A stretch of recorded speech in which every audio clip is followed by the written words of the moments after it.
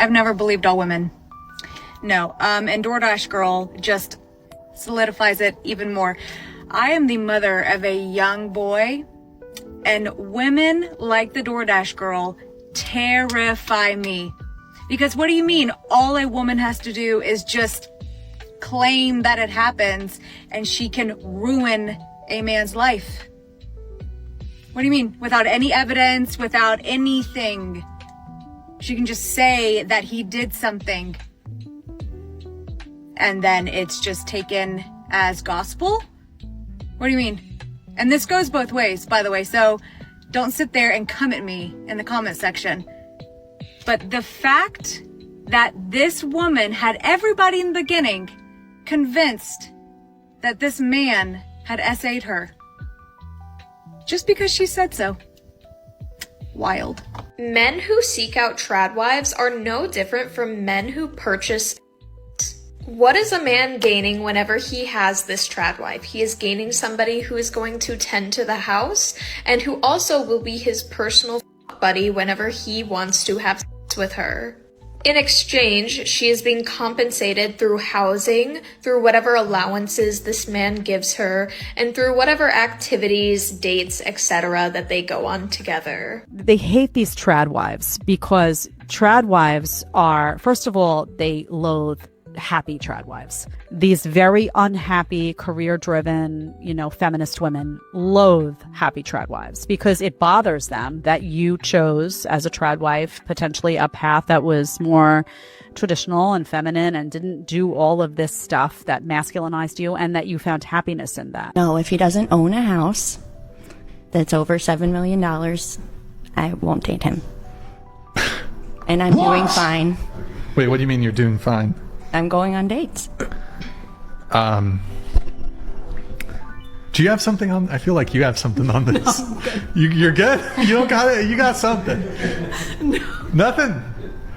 Nothing? No. Okay. No. Okay, I'll ask a couple clarifying questions here. $7 million?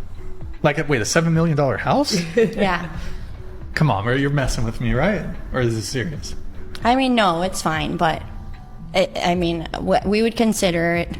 I just have, goals and expectations and boundaries, and this is what I strive for. And if I have to be single, until I find that guy, then that's what I'm willing to do. Do you have kids?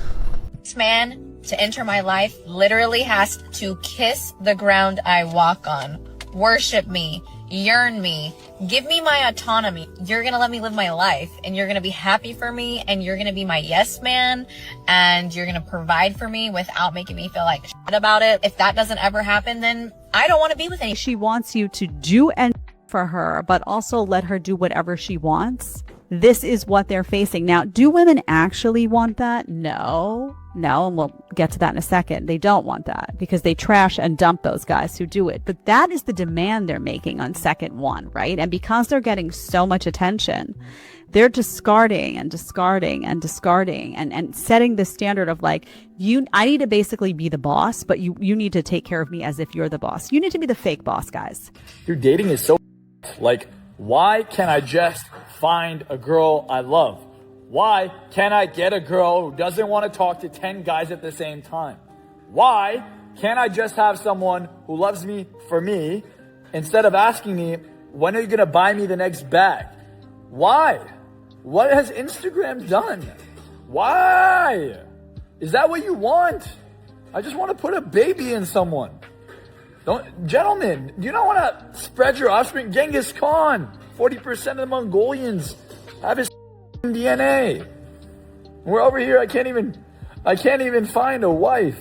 And if you get a girl pregnant, the next thing you know, she kills the damn baby. Why are you the babies? Dating is Why do you think people are struggling more than ever today to have a healthy, happy relationship? I would say it's the illusion of options that we've got today that we've never had before in the form of online dating, social media, and pornography. What that means is when we enter relationships, we're almost assessing if that partner is worthy of us. And there's almost an element of narcissism when we walk in. We're like, can I get better? Can I get the most I can get? Is this the most satisfying relationship I've ever had? And if that person doesn't tick every single box off, instead of reflecting on what you need to heal and what you need to bring to the table and how you can help this relationship survive, we simply replace them with the illusion of options. Even if we don't have alternatives, we think we do.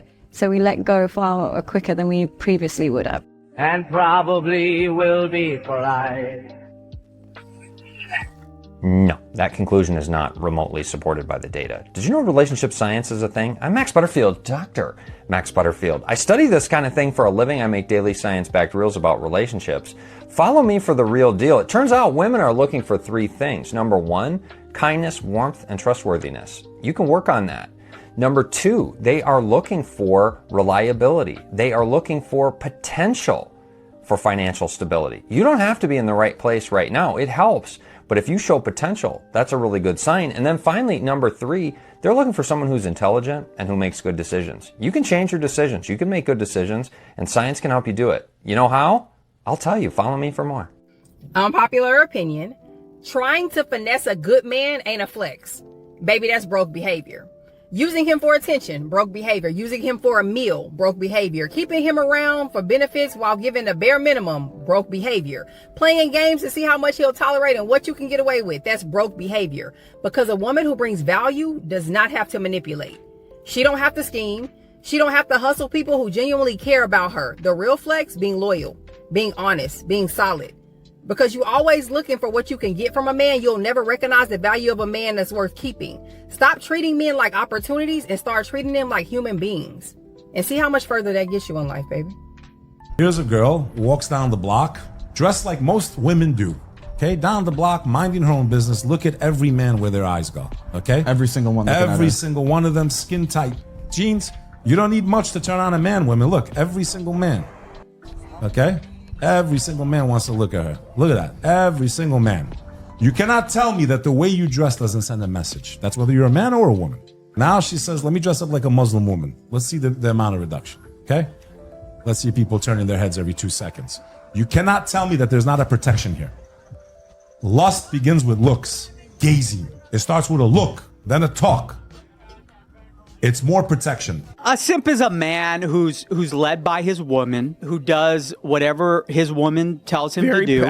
Very passive, lives for her. All of his decisions revolve around her. His primary concern is making her happy at the cost of himself. There are women who do want that, but those tend to be women who want full control of the relationship. They want to know that they are in control. They want to know that they are the one who is leading, and that's what's big right now. What's big right now is revolution, and the controls in your hands, and you don't need a man. And if you get a man, he's more like an accessory than he is anything else until they want a family.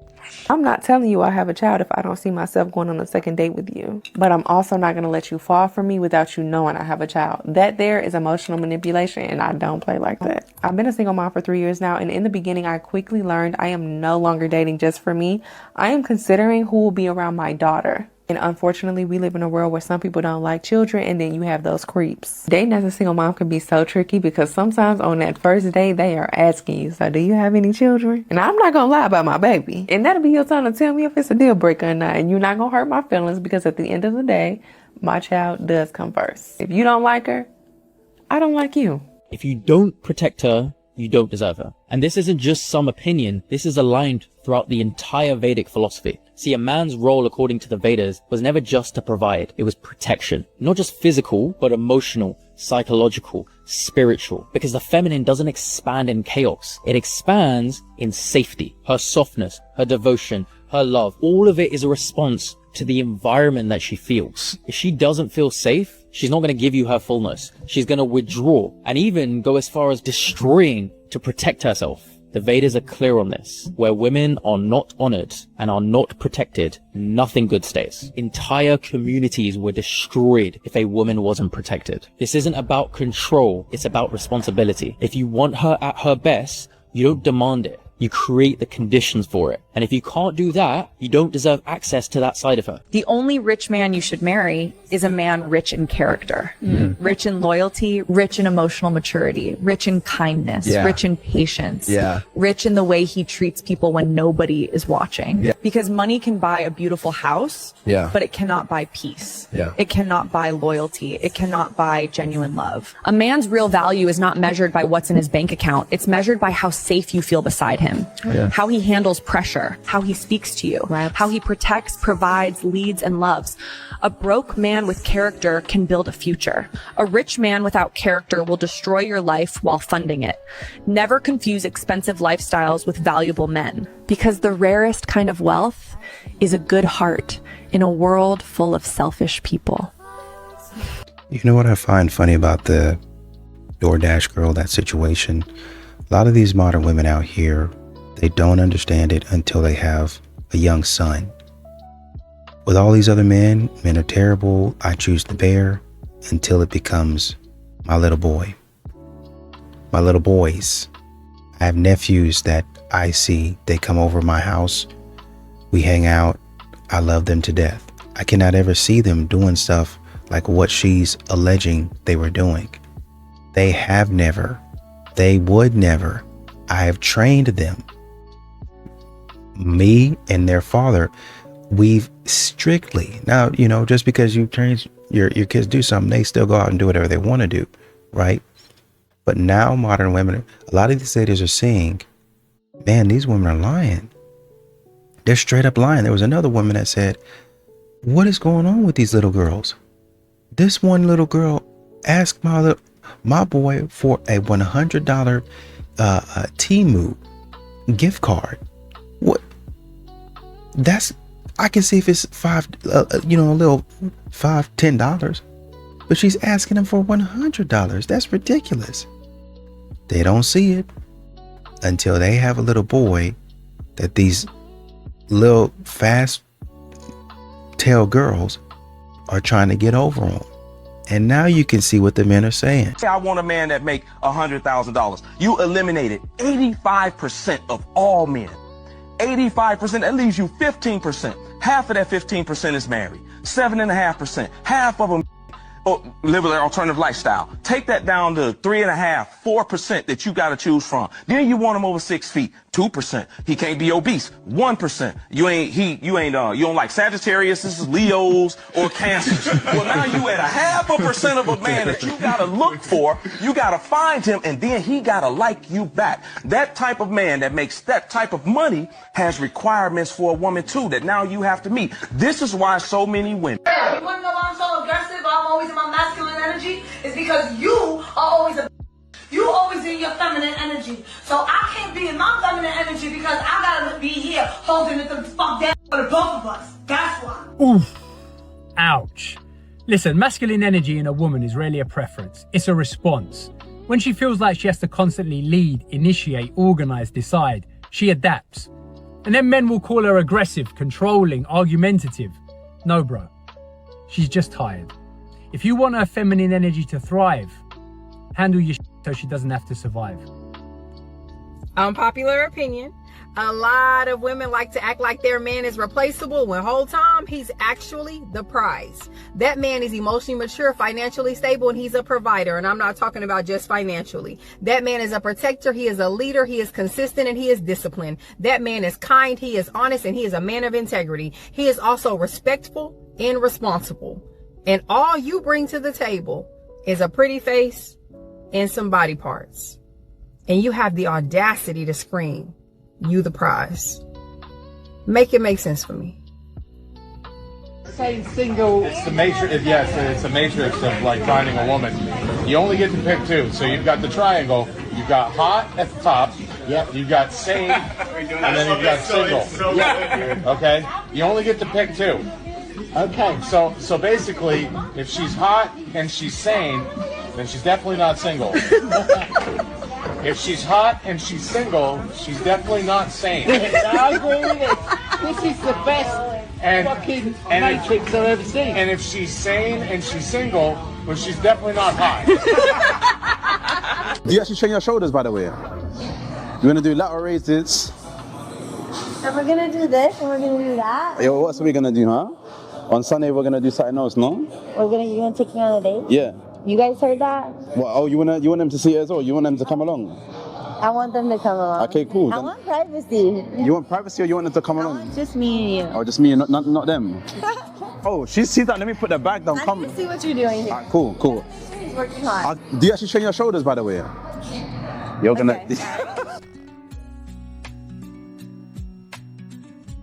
Men, I need you to be completely honest with me about something.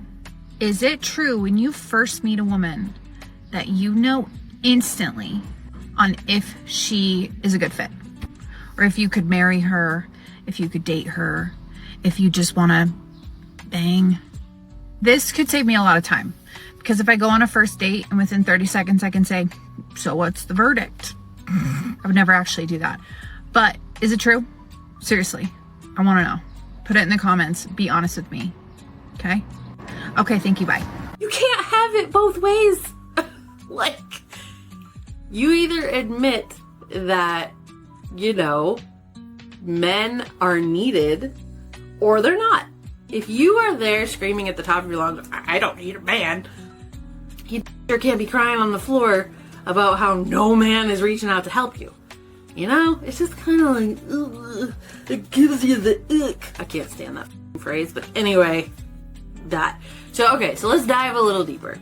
Why do men need to be needed? A lot of women want to believe that men are slow and that they're not paying attention, but actually they just choose not to mention the things that they see or they pay attention to.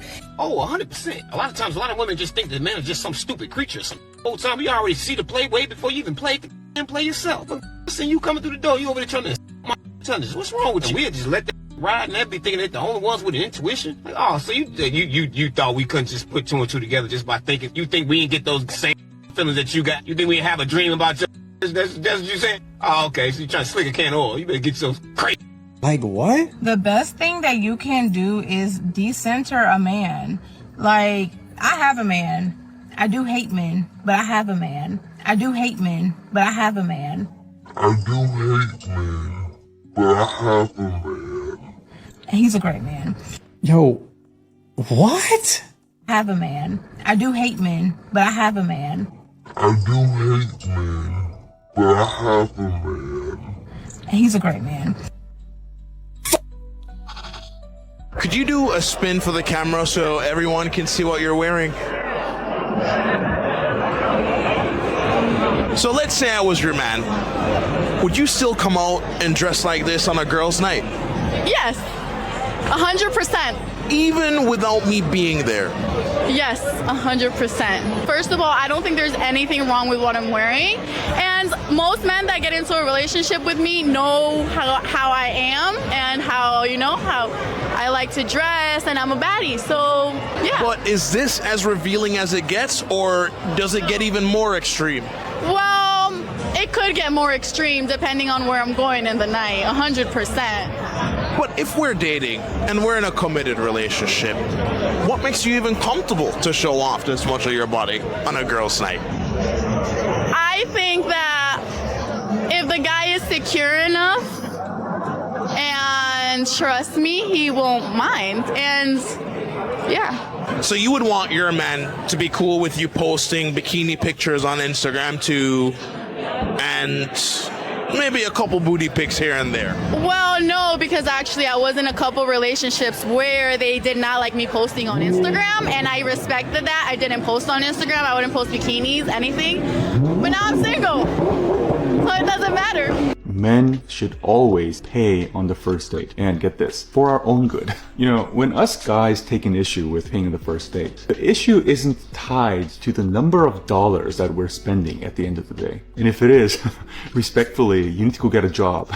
The issue is when we end up paying for someone who has this real sense of entitlement, like this expectation that we will pay. That's precisely why we need to always pay. Because look, your date, whoever that is, may very well be the person you end up marrying. And trust me when I say, as a divorce lawyer, who you end up marrying is so important. So let's say at the end of the date, you pull out your wallet to offer to pay, and your date just sits there, expecting you to pay, as if that is the obvious course of action. In that moment, what did you just learn? You just learned that the person in front of you is entitled and frankly has the audacity to expect a near stranger to pay for them. And just imagine how someone like that will treat their significant other, their spouse, for a low price of $20, $30, $40 or whatever. You learned that the person in front of you does not have the basic courtesy to pretend to offer to pay, and that therefore you should never go on another date with them. And that's why. Hey, the hardest part about stepping back into the dating realm is realizing that you don't like doing other than being in the house, bro. Like, even if I was to plan a date, the day that the date come up, I don't even want to go no more. And it's not because I don't want to be around you or spend time with you, because I do. I really do. I just don't want to go outside, bro. Like, outside is just so low vibrational to me, bro. Like, being around all these different energies and like that's bad for my anxiety. I just don't have the mental capacity for that, bro. And I know it's not fair to a woman that I'm dating, because I shouldn't have to always say, hey, just pull up to my crib, but let's just go to your crib and cook. And I know it's not fair, and that's why I stay to myself, bro. That's why I don't date, bro, because I don't like going out, bro. It's an introvert thing. I don't even know how to describe this, explain it, bro. I finally figured out what the problem is. I'm not looking for a man. I'm looking for a leader. And before the internet starts hollering, let me explain. I've got a man who I've been off and on again with for years. Pops back up talking about how good of a man he is, how much he wants this, how ready he is. But you are not planning dates. You are not calling consistently. You are not making moves. That's not a good man. That's a man with good words. I'm an attorney. I don't argue with words. I argue with evidence. And the evidence shows you are not leading. Leadership is direction, confidence, decisions. Some of y'all want all of the benefits of being the man without doing any of the leading. I don't need a boss. I need a leader. And there's a difference. Ladies, hop in the comments and let me know what leadership looks like to you. And make sure you hit that follow button. A woman who pays her own bills and puts food on the table is not afraid to be alone. What she is afraid of is wasting her time in another pointless relationship, one that drains her and leaves her feeling lonelier than she was by herself. Whether she has her own or not, a man's role is to protect, provide, and bring peace, not problems. She's focused on her goals, her growth, and her future, not babysitting a man who can't lead himself. So if you're not adding to her life, you're a distraction she doesn't need. Honestly, and I think that, you know, the whole conversation around men knowing within the first 30 seconds where the woman is going to be, she's going to be somebody that is really only good enough for casual, or is she going to be good for something more serious? I think it honestly and truly depends on your conversation, to be honest.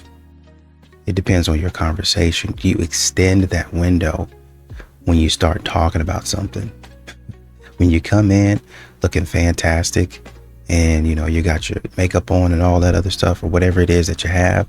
Oh man, she looks great. But then you start talking stupid. Then a man's kind of got to say, you know, what is salvageable? Well, she looks great. You know, so maybe she's good for casual. I don't know. But you can, by having a good conversation, he says, oh man, she looks really good. Oh wow, she's really smart too. She's talking about something. Oh, she could be a legit asset. But for a lot of these modern women, you are not an asset. You are really only good for what you're actually presenting. And that's your body, that's your looks. Because the truth is, divorce is tough. And at the end of the finish line, what I've noticed that you said is, why do women want to escape, right? Why does she come up with an exit plan? Being a divorcee, I know at the finish line, God don't show you her. He show you. And so what you got to do is look on the inside and say, hey man, there were some things that I didn't do. I've never got on any platform and said anything negative about the woman that I married, because I don't even remember what she did, because God didn't show me her. He showed me. So as a man, I want you to work through that healing so you can see what part you played in the demise of your marriage. And in love, I'm not here for the claps from ladies, bro. Like, I'm straight for men. I want to see you win. So as I speak into your life, I want to tell you that you are smart, you are intelligent, you are loved, you are cared for, you are honored, you are trusted, you are faithful. I want you to get your identity back and stop blaming her. You got to look in the mirror, but it's hard to see the picture when you the frame. All right? Well, it's hard to see the picture when you the frame, bro. I'm not blaming her. But you can win, champ. You can win. Sean, show me some love, bro, like I appreciate you. Come here, man. Come here, man. I know this tough, bro. A lot of people ain't been through it. I didn't have the courage to get on the mic and talk about it. I want to ask all the men who follow me something. Be very honest in the comments. How many of you are trapped in a marriage or a toxic relationship right now because you are terrified of losing your kids? How many of you know that divorce means getting absolutely by tens of thousands of dollars in lawyer fees, losing half of your house, half your stuff, and watching her also go after the business that you broke your back for years to build? How many of you are getting yelled at, disrespected, unappreciated, and treated like straight up garbage in your own home while not getting laid in years? I see you, my dudes. I do. There are far too many of you. I read all of your messages daily. Listen to me. It's not worth it. Stop being a hostage in your own house. Don't become a human doormat for the kids. Your children don't need to watch their father get emasculated and destroyed every single day. Yes, leaving is going to hurt like the fight will be brutal, but this slow, miserable that you're living right now, that's not a life. Keep your dignity, stay strong, and fight back. Your kids will respect you more for it, and you will thank yourself for that. I fully believe that 95% of all men in the United States would have taken a plane ride to Epstein Island. You know what I fully believe? That there are some individuals out there that are so deluded that they would actually be so desperate for likes and views that they would not only try to convince themselves of such a thing, but others as well. Just imagine having the audacity to accuse 95% of the male population in one country of being so depraved that, well, listen to this. Even with full knowledge of what was going on there. Oh, gentlemen, it gets worse. For most of them, what was going on there would be the feature, not the bug. But the rest of them would be making excuse after excuse to get on that plane. Just imagine the level of loathing that a person would have to hold in their hearts towards an entire population of people. Might I add, based on a characteristic that they have no control over, to say such things. Quite frankly, it's women that say things like this that honestly sometimes make me embarrassed to share the same gender as them. It's getting a little scary out there, and apparently a new cosmetic procedure called Barbie arms is becoming popular, where they take fat from the upper part of your arm away to give them that tiny, slim look similar to the arms of a Barbie. This is a problem for so many reasons that I'm not going to get into in this video. What I do want to say is that your arms, having fat on them, being larger, not being completely thin and tiny, is not a problem. That doesn't mean that you have to go get that fat removed or do everything you can with your diet and with your exercise routine to get them as small as possible. I have been there. After I gained weight and my arms got bigger, I wanted so badly for them to shrink again because for whatever reason, we associate beauty and an ideal body with having these tiny arms. In this crazy time period where people are literally getting surgery done to look like a Barbie, I'm here to remind you that your natural body, exactly as it is enough, is deserving of love, and you don't need to alter it in order to fit into these extremely unattainable standards. I love you. Never text a woman or to never say to a woman, never ask this question, how's your day? Never say, how's your day going? Okay, once again, we have to address this. The player doesn't care. It doesn't matter if she's having a good day or a bad day. Why do you care? Why aren't you doing what you want to do? Okay, the player doesn't care. And the reason why this one is even worse than saying, what are you doing today? Because when you say, what are you doing today, there is a slight chance if she has interest in you, it might lead to plans, and she knows that. But when you say, how's your day? This is very bad, and here's why. What this is doing, okay, this is you trying to check in with her just to see if she still likes you, to see if you get a text message back. Okay? What you're doing here is you're actually subconsciously looking for reassurance, or you're like fishing for some kind of emotional reassurance that she still likes you. The secret here is becoming her number one choice. This is why I keep telling you, how do you do that? You have to learn, understand, and master the language of women. Very important. If you have not yet joined us, I don't know why. I'm watching this constantly help guys in their dating life. She won't submit to you anymore because you're a disappointment and she don't want to tell you that. Let me cook for a second. She's not comfortable with submitting to you anymore, and she talks to you crazy now because you're a disappointment and you've let her down time and time and time again. And in reality, she doesn't even look at you the same. She has lost respect for you in every way, because everything that a man is supposed to do, every way that a man is supposed to move, you failed horribly at it. And now she's looking at you sideways because she's in a relationship having to be the woman and the man, and it's unfair to her. So that's why she doesn't respect you. That's why she talks crazy to you. That's why you probably feel like she's sizing you up in the house, because secretly she probably feels like she can take you because you've been nothing but a female. You don't protect. You don't provide. You don't keep your promises. You don't do anything special. You don't date her. And I'm trying to figure out, ladies, why are you with him then? Come see me live March 29th in Jersey. Come see me live March 30th in DC. Tickets available now. And if you need to book a one-on-one phone call, the link is in the bio. I give some of the best advice in the world. Am I lying? And by no means am I a relationship expert, but never in my life have I ever had an issue with a woman, quote unquote, submitting to me. And I just think if you have any issues with a woman submitting to you, it's because you need to become a better leader. That's all it is, point blank, period. And if you think you're a great leader, but your woman's not submitting to you, then you're not leading the correct way. But you could be leading into destruction and just mess, and anybody with a reasonable brain, they're not going to follow into that. Or you could be like, oh, well, she just has a dominant personality. She doesn't want to be led, bro. Every woman is just naturally instinct. They do want to be led, no matter how dominant, no matter how independent, whatever it is. They actually do want to be led. It's just you have to lead them in the right direction. That means don't be scared to speak up. Don't be scared to speak your opinion, but also have the knowledge on what is the proper direction. And don't be afraid to take that step back and know that you may not be equipped to lead a relationship right now. And that is 100% okay. There are different stages, there's different seasons in life, but it just may not be your season yet. And this is why I recommend people wait, take a chill pill on dating before they figure things out for themselves. Y'all be judging people who overcame situations that would have broke you. And that's the part that always gets me. You got an opinion about how they talk, how they move, how they respond, how they carry themselves. But you couldn't survive what they survived. You would have folded. You would have quit. You would have needed therapy, a break, or a support group. Meanwhile, they're still standing. That's why I learned to stop judging people's scars when I don't know their story. Because some people aren't difficult. Some people had to become strong. Some people aren't guarded. They just learn the hard way that everybody doesn't have good intentions.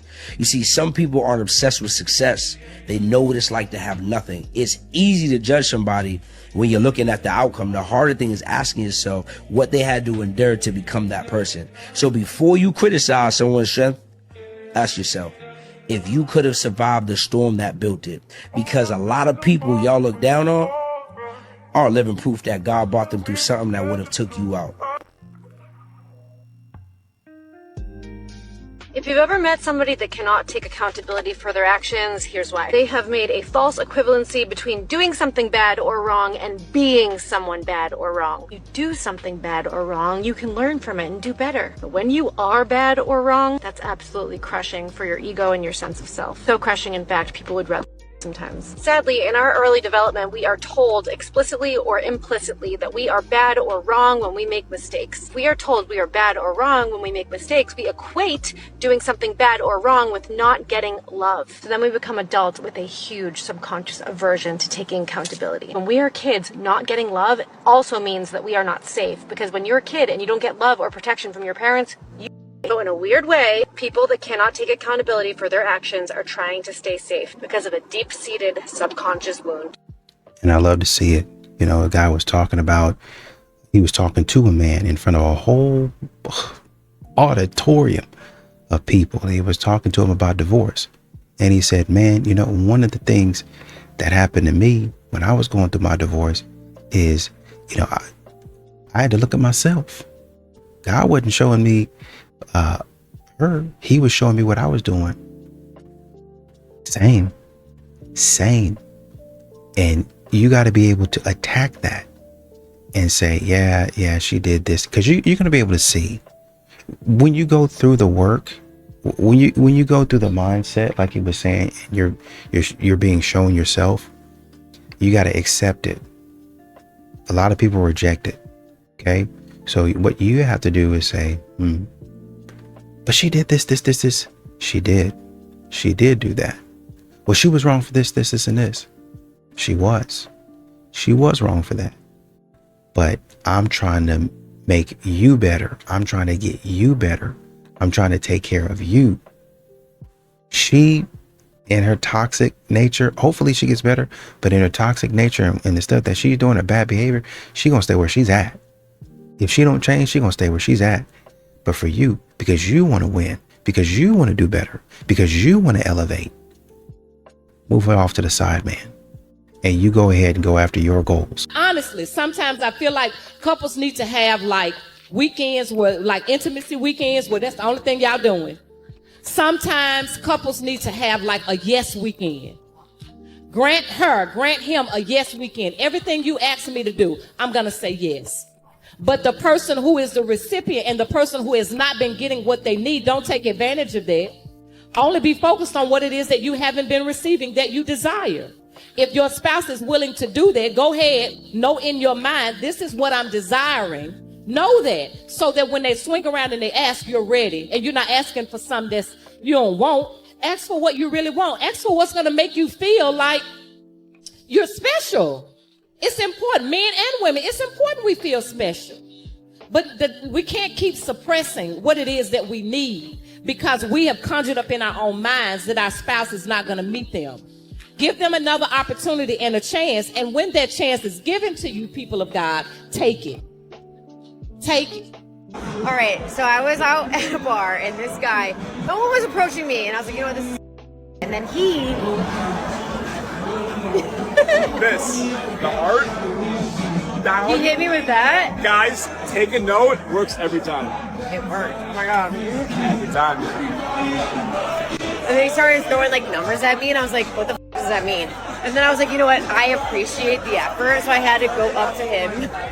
I had to sit next to you and be like, hi, like, that was good. Take notes, fellas. Take notes. It works. Because no man was approaching me, and I was like, this is like actually insane. But the key is, though, the heart and the down motion. Boom. Seals the deal every time. Every time. Let's go. Honestly, it worked. Like, I'm not even gonna lie. Like, I'm here with you right now. Yeah, we're bar hopping now. We're bar hopping now. She's showing me the town. That's all that matters. All right, let's go. Yeah, we're bar hopping now. Sorry. Still going.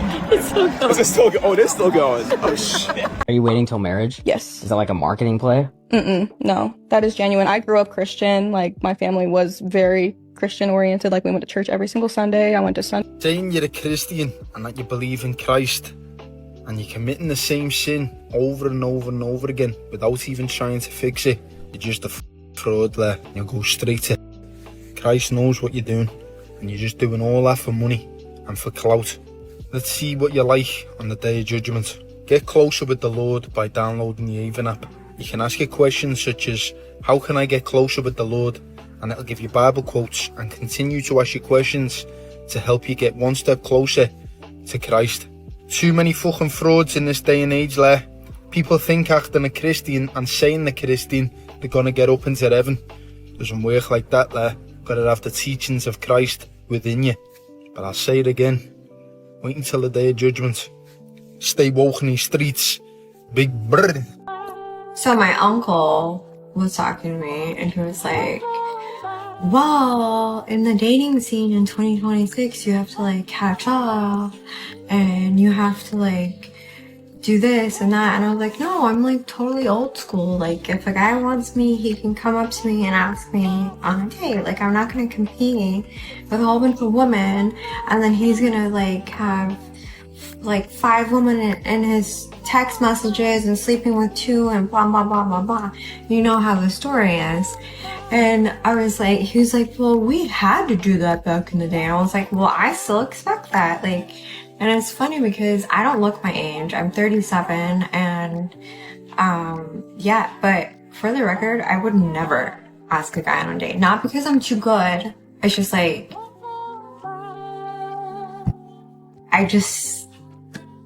that's not me.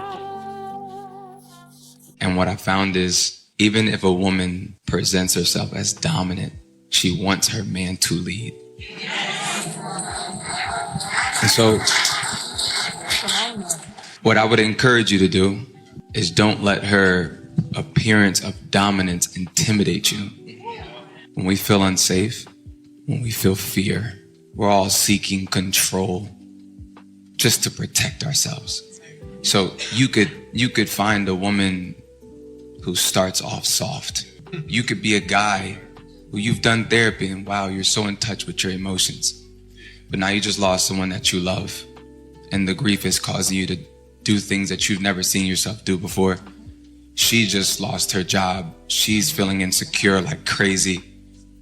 She's experiencing all types of emotions. So there's seasons where she may be soft now, then all of a sudden things are just causing her to feel like she has to regain control. Here's a moment of intimacy for you and your spouse. And everybody in the room, if you're dating, you can also ask these cool kind of questions. What are you afraid of? What's making you anxious? What are you anticipating? And go back to what I said, affirm her. Find out what she's afraid of. Find out her fears, her insecurities, her anxieties, her inferiorities. Where does she not feel like she measures up? Whatever you can, find that out and just speak to that. Speak to that, because leadership is not always what you do in deed, but it's in how you speak life over her. You see what I'm saying? You wanna guess the color of my underwear? You wanna know what I got going on down there? Is it pretty in pink or see-through? Is it showing off my brand new low back tattoo? You wanna put it in your mouth, pull them all down south. You wanna turn it out, that's what I'm talking about. You wanna try it, lick it, spit it, put it to the side and get all up in it. Wearing ghost and might remix it, send him to the day, yeah, I think he's with it. Think he's with it. Guess.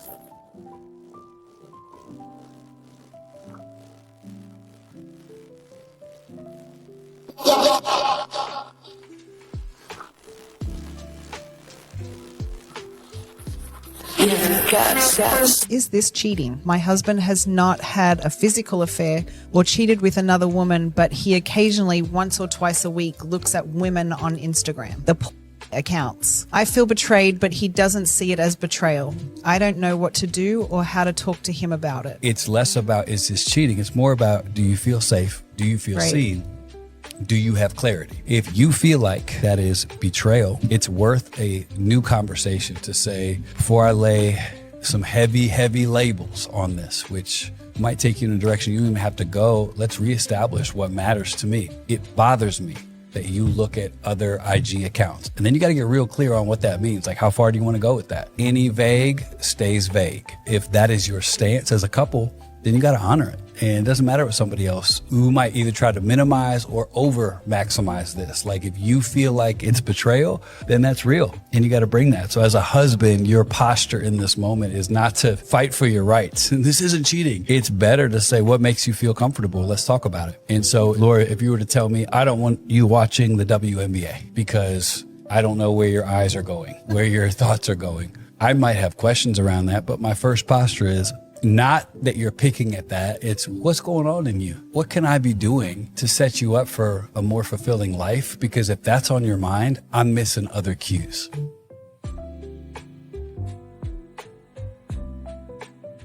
Just because you finally admit that you did something wrong, you don't get to call that accountability. You told the truth, okay, bravo, but only after it stopped serving you to lie. This is not growth. This is just exposure. You'll keep saying, well, I took accountability, but where's the repair? Because saying sorry is a sentence, repair is a process. And if you were really doing the work, you'd know accountability does not end when you apologize. That's literally where it starts.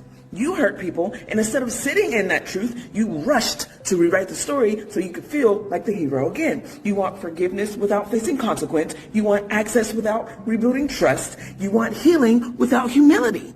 Here's one thing. Real accountability doesn't guarantee reconciliation. You don't automatically get access to the person you harmed just because you finally feel remorse. Sometimes taking accountability means accepting that they might never come back. And that's what makes it real, right? Not performative. Because accountability costs you something. It'll cost you comfort, your ego, your need to be seen as the good person. And until you are willing to lose that image, you're not really doing accountability, homie. You are just managing perception. Here's 3 signs that your relationship is absolutely cooked. Stay till the very end for the most craziest sign. Number 1, if your partner is starting to dry text you.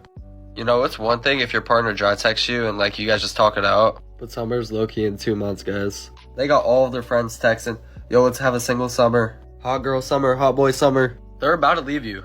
Before we get to number 2, if you guys want to see who's stalking you, go to share, go to more, and go to Instagram direct. It's about to give you a whole list of who's stalking you, bro. Number 2, if your partner has a privacy screen, say bye-bye. Trust me, I've had to figure out a privacy screen is one of the biggest red flags. Go see what's on that phone. What are they hiding on that phone? You won't be able to do your little sneak peek. You're cooked. Number 3, if your partner still talks about their ex, you are so cooked. Just to let you know, you're the rebound. You're just somebody that they're playing with right now, trust. Run as far as you can. I would pray for y'all. Follow for more. And you know, there was a mother talking about, he called her church mother. She was talking about, you know, granting your spouse a yes weekend. And for the spouse who's receiving this weekend, don't take advantage of it. Right? You've been in a relationship long enough with somebody to know what they're not comfortable with, right? And you know, if you don't know that, then y'all can talk about it. But it's something that you're being open and honest about. This is what I'm not receiving. This is what I would like to experiment with. This is, you know, what I want. I think that could help a lot of marriages, to be honest with you. I think particularly when it talks to, when you're talking about what men would want, there's a lot of things that, you know, they might want to experiment with, might want to say, you know, maybe physically, maybe intimately, maybe they want to say something to you in terms of how they feel, and you not get upset about it, and you actually take it to heart and act on it. And they would want you to do some things around the house. Maybe y'all have spoken about past relationships, and there are some things that you used to do in past relationships that he's kind of saying, well, why don't I get that treatment? How come she don't do that for me? Right? Maybe, I mean, you should have been doing that anyway, but maybe that's the time when he requested, you say, why haven't I been doing that? Why do I feel like that? How come I haven't been giving him the best that I used to give those trash men in past relationships? Why not? What's stopping me? And if it's not a good reason, then you need to go ahead and give that man what you were giving past relationships. I think that might be a good idea.